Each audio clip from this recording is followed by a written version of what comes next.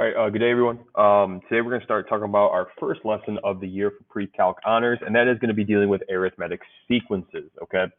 The whole first unit is dealing with series and sequences. Hopefully, this is information that you can recall back from Algebra 2. This was kind of the end of the first semester of Algebra 2 honors that we ended up talking about this, and we're just going to end up recalling a lot of the information as well as, diving deeper into this lesson. The key thing that I want you to kind of understand throughout this whole process is that Pre-Calc honors is kind of an extension of Algebra 2. A lot of the materials that we talked about, we're going to just continue expanding upon it, okay? Obviously, it's going to be a little bit more challenging. Being a pre-calculus class, we start dealing with more abstract math and so forth. But you can hold a little bit of, solace at the fact that you are going to be dealing with a lot of these same topics that you saw last year, okay? Starting off today, we're going to talk about arithmetic sequences. So first off, I just want to go over our quick learning targets just so you can see down there. Our two-day goals for today are going to be able to write an expression or basically an equation for a sequence, as well as use or understand the subscript notation, because there's very specific notation when we're dealing with sequences, okay? So let's go ahead and get right into it. If you are curious, this is going to be right on page 3. So right at the top here, this is actually page 3 in your book where it starts. You're going to notice that throughout the year, I'll use the book for a lot of the lessons, but sometimes I'll kind of vary in and out of it. For this particular lesson, we will be using it. On top of the fact, you'll see me kind of bounce around just to kind of shorten this video for you so you don't have to watch, I don't know, like a 20-minute video. I'll try to keep them nice and short and try to kind of pick and choose problems that are more important than others. Okay, so let's go ahead and start and get right into it. So if you read the prompt on the page, you're basically dealing with Booper's DVD store. It has the latest DVDs for rentals to purchase. I don't know if any of you even do DVDs anymore. It's kind of an old school book, but DVDs are the old school movies they used to throw into the recorder or the DVD player to actually play them. If you guys have ever noticed them or ever seen them, awesome. If you haven't, that's what they are. But for this DVD store, understand what we're trying to do is try to think how long it will take to get a free DVD rental. And so up here in the top right, I kind of have it marked a couple of things that are going to be important, at least that I've pulled out from that reading. Okay, starting off, it is Booper's DVD store, and we want to earn a free DVD rental. Earn 3 DVD points with your first DVD rental. So right off the bat, we get 3. Every additional rental is going to give us 2 points. And at 24 DVD points, we finally get our first DVD rental. Okay. So what we want to do is start to build this into basically a set of numbers or a set of data that kind of describes to us a lot of different things. Okay. So as you can see, we have this chart sitting right here. Basically what it's asking us to do is complete the following based on the information we're given. Well, let's just go ahead and start filling this out. For the first step here, we have for 1 DVD rental, the bottom chart here asks how many total points we're going to get. Well, if we read the actual prompt, we note that after 1 DVD rental, we're receiving 3 total points. After that, we have 2, 3, 4, 5, and 6. And if you remember, every DVD after the first one was 2 additional points. So we're just going to basically add those on. 2 after 3 is 5, 7, 9. And as you notice, we have a little bit of a pattern here where each time, each time we're just going to continue and add 2. Okay. 3, 5, 7, 9, 13, or 3, 5, 7, 9, 11, and 13. Okay.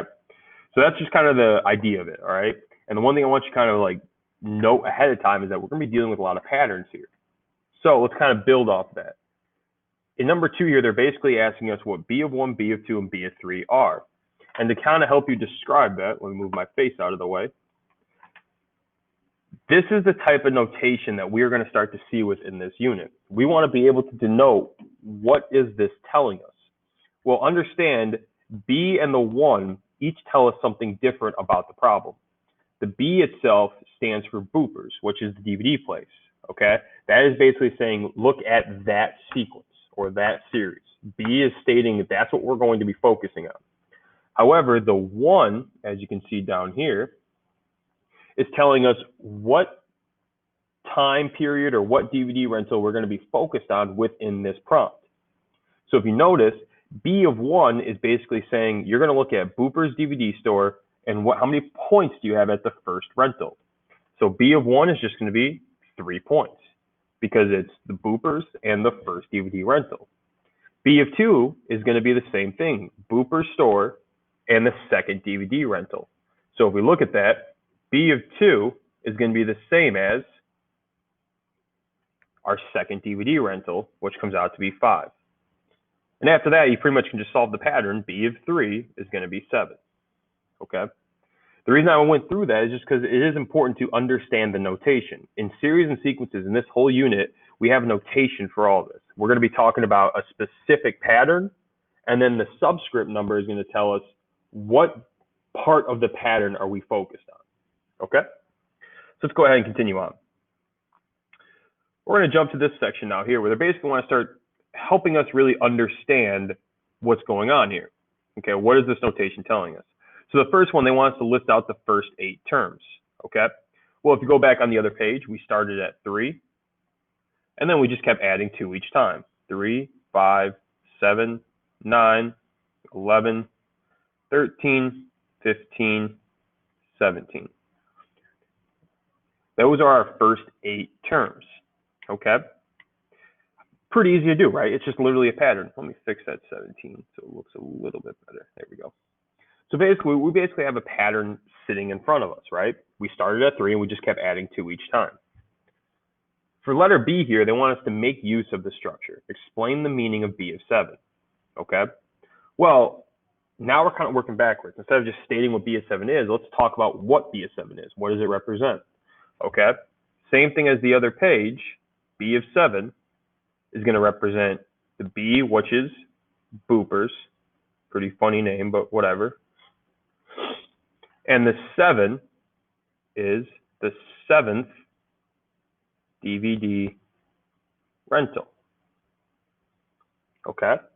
And that's the whole idea of the subscript notation. All right? That's kind of why we use it. It's a way to denote it without actually having to rewrite the whole pattern. Okay? I don't have to rewrite letter A again and say, okay, the 7th number is 15. Instead, I could say, okay, what's B of 7? You know? From there, we basically move on to letter C. And letter C is kind of an interesting one that I have it pre-written on here, and that's one of the ones I kind of just want to talk about and kind of go through, because one of the lessons or goals for today is being able to take a pattern and actually get an expression with it. Now, eventually in this lesson, you'll get an equation. Okay, I'm going to be honest with you. Eventually, you're going to have a specific equation for arithmetic, geometric, explicit form, and like recursive form. But I want to kind of talk about how do we just find an expression without really having those just yet. Okay? So currently, in this problem, I have B of n equals 2 of n plus 1. That is the expression for this problem. And I want to kind of think about where we got these numbers. Okay? The first number, 2n. Okay, we can include the n in there as well. I want to talk about what that represents. Okay? The big thing you gotta understand is that what is this notation to the left telling us? Okay, just like how we did in letter B, B of 7 was the 7th DVD rental. But what does that n represent now? Okay, well, this is part of our subscript notation. The n is a variable based on DVD rentals. Okay, this represents DVD rentals. Okay. All right, that n is going to represent our DVD rentals. Instead of giving you a specific number now, I'm saying, okay, well, what if I just wanted like any specific ones? How do I develop an expression without necessarily telling you which DVD I want? So instead of giving you a value, I'm going to give you a variable there. So then over here, that can directly represent or directly relate with our 2n, because now this 2n is going to be a difference of 2. So it's 2 times our DVD rentals, okay? Which makes sense. Oh, wow, that looked terrible. Let me fix that for you. Which makes sense though, right? It's 2 times our DVD rentals each time, which if we have 1 DVD rental, we get 3 points, okay? Because we added 2 on. If we had 2 DVD rentals, all right, that would give us the 5 points. But the next step is, how did I come up with this 1? Okay, this is always kind of the tricky part. How did I get this value here? How did I get a value of 1? And it kind of starts back to, where did we begin with? Okay, The prompt told us that every every DVD rental would give us 2 points, right? So for example, I'd kind of just read you the chart here. Every DVD rental would increase by 2 points. So that 1 comes from where we originally started. Where do I think we started in points? Even if I didn't rent a DVD, basically how much are they giving me? So if I went there and signed up and I didn't rent a DVD, what's my value going to be?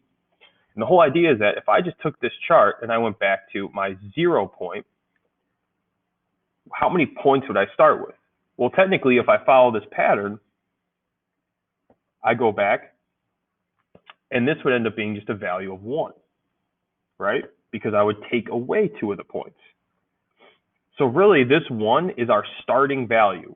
At 0 DVD rentals, how many points would I receive? And that's 1. And then from there, we can build an expression off of it. This is our 0th point. This is our 0th point, as well as our 2n, which is our difference times the DVD rentals, okay? And using that, we can develop an equation based off of it, all right? Let's just continue on from there and move on to the next section. So on the other page, we're basically talking about the actual graph of the sequence, okay? And you're going to see me kind of bounce around quite a bit in the book here because there's a lot of stuff that I think you can understand or actually grasp quite quickly. And if you don't, please come to class and ask a question and we can talk about this and stuff like that. So first and foremost, I have this quickly plotted out for you. If you want to take a second and actually graph that out, feel free to pause the video and do that. However, let's just continue on from there. Basically, the main question I want to talk about is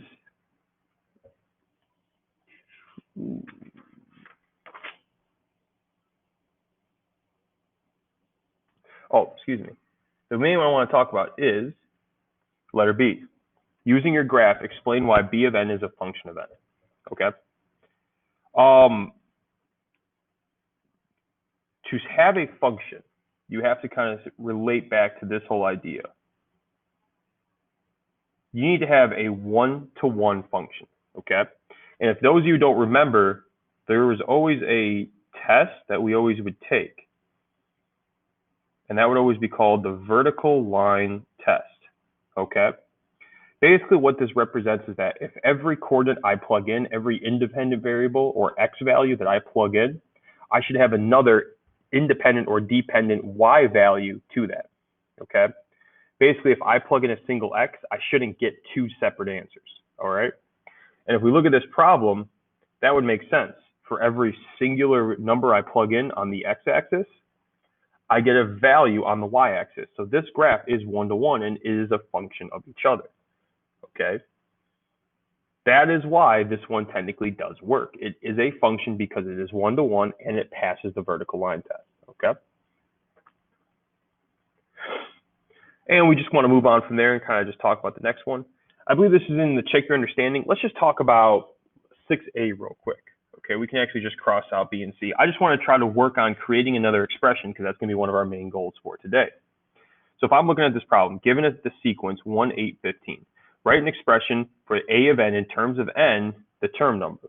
Okay, and here's the whole idea of this. All right, there's basically 2 things we're looking for: our difference D, and then what is our original starting point, A of 0. Okay, well, the difference is easy. If we look at the pattern, 1, 8, 15, what are we increasing by each time? In this case, we're adding 7. Well, I want to use that difference now to help me out.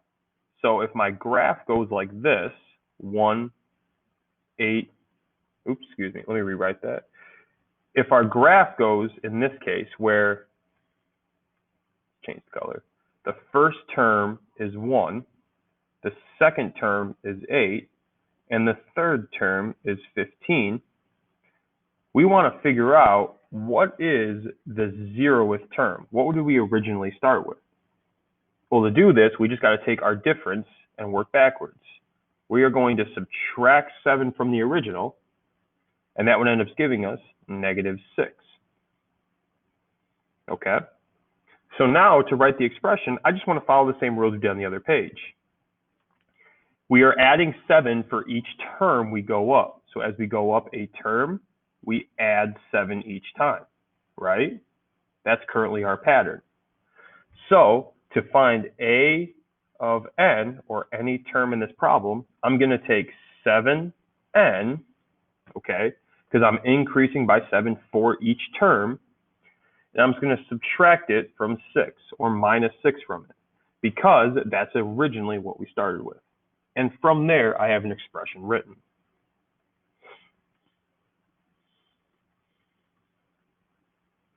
Moving on from there, we're going to talk about kind of the next piece of information. And once again, we go back to a chart.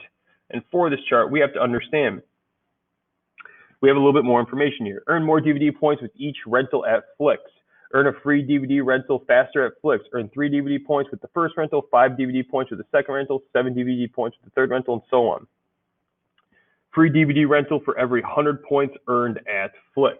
So now, at Flix, basically what they're doing is, instead of saying like at 24 points you get a free DVD rental, you're going to tally up your points and get a free DVD rental at the end. So basically, all these points are going to be added to one another. And to do this, we have to kind of think, okay, at Flix, the first DVD is still going to give you 3 points. Okay, so the first DVD hasn't changed. But now for the second DVD rental, I need to tally my points. So if I'm earning 5 points on the second DVD rental, well, that means 3 plus 5 is going to give me 8. Okay, it's a total of this one and this one combined. Now I just got to follow that pattern for the rest of this. I would take 8 points, add it to 7 to get 15. 9 plus 15 would give me 24. Ooh, that was a messy 24. Let's redo that. 24. 11 plus 24 would be 35. And finally, 35 plus 13 would be 48. So you see how each time I'm basically just following this pattern, and I'll erase this in a second here, of I take the total, add it to the next value, and get to the next person, the next value here. I take the 8, add it to the 7 to get 15. So I'm taking the points I earned on my next DVD rental and adding it to the total I already own. Okay.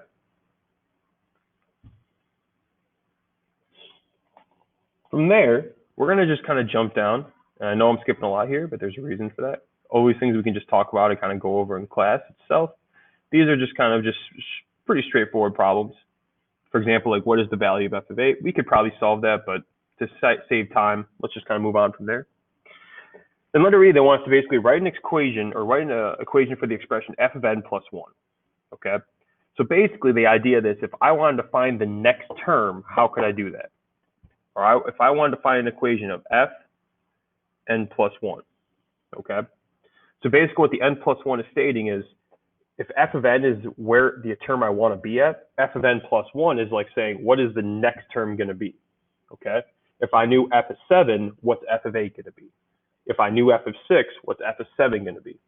Okay? Well, to do this, I want to build a little equation in terms of f of n and p of n plus 1. Okay? And to build this, I'm going to take the f of n, which is the term I know, and then I'm going to add it to p of n plus 1. Okay? That right there creates an expression for us. And I want you to kind of think about what this is stating. F of n, okay, this is like saying the current term. All right? The current term. If you really think about that, f of n is basically like if we started at 3. If I have 3, that's our f of n. P of n plus 1 is like stating I want to add the next amount of points to my total. Well, P of n plus 1 would be like saying if f of n is right here, P of n plus 1 would be the next value of points I'm going to earn. P of n plus 1. Okay? So see how I took the previous total and added it to the next points I was going to receive? And if you do that, 3 plus 5 would give me 8. And I can basically follow this formula in any portion. Okay, I could do this at any point here. Let's say 15 was my f of n. Well, to figure out how many points I would have on the next day or the next DVD rental, I would take the 9, which is my next value of points, P of n plus 1, and I would add those together to get 24. So really, this is all this is saying. Let me label these out. Next point value. Okay. Really, this is all this formula is stating for us. F of n is the current term we're on. The P of n plus 1 is the next point value that we're going to receive. Okay.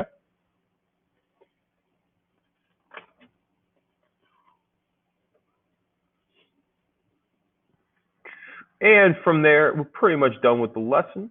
Okay. There is one last thing we want to talk about. This is actually going to be on our final page, which is page 7. Okay, so we can go ahead and just skip right over to page 7.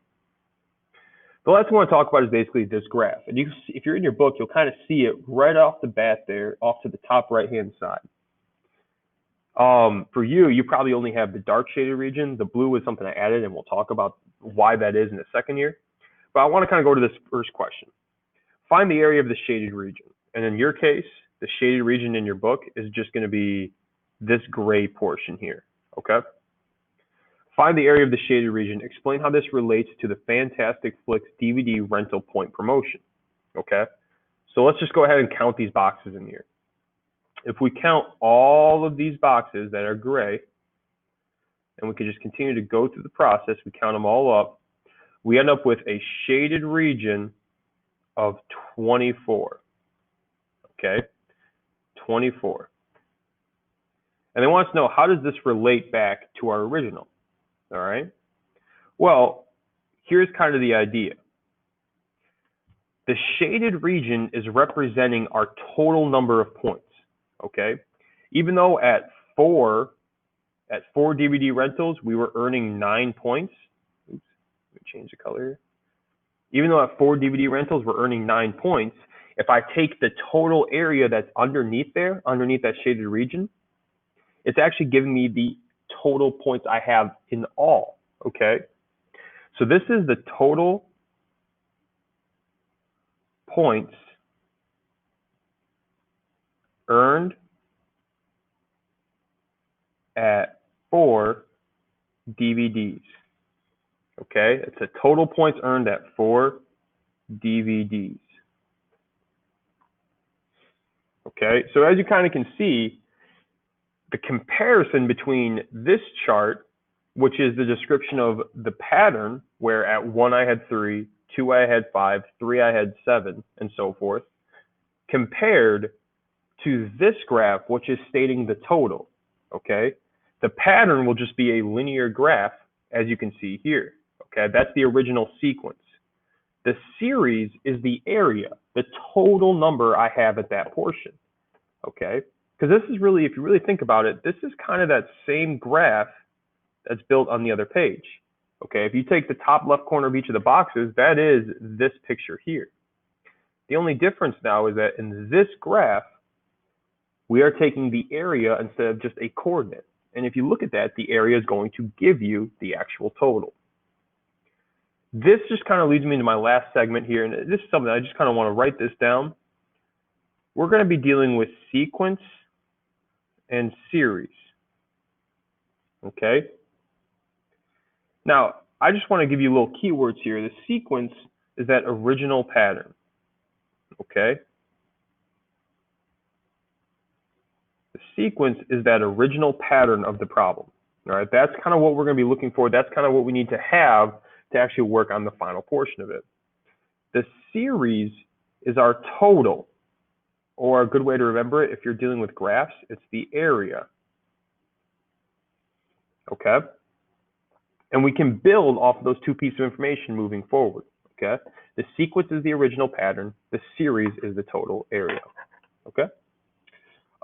Please go ahead and finish up any questions you have on the video. If you have any questions on this, please bring them to class tomorrow. We'll talk about it. We can go over anything you want in this, and we can talk about kind of how I came up with certain values, okay? Besides that, make sure you answer the last questions on the Ed puzzle, and I will see you tomorrow in class. Thank you, and have a great rest of your day.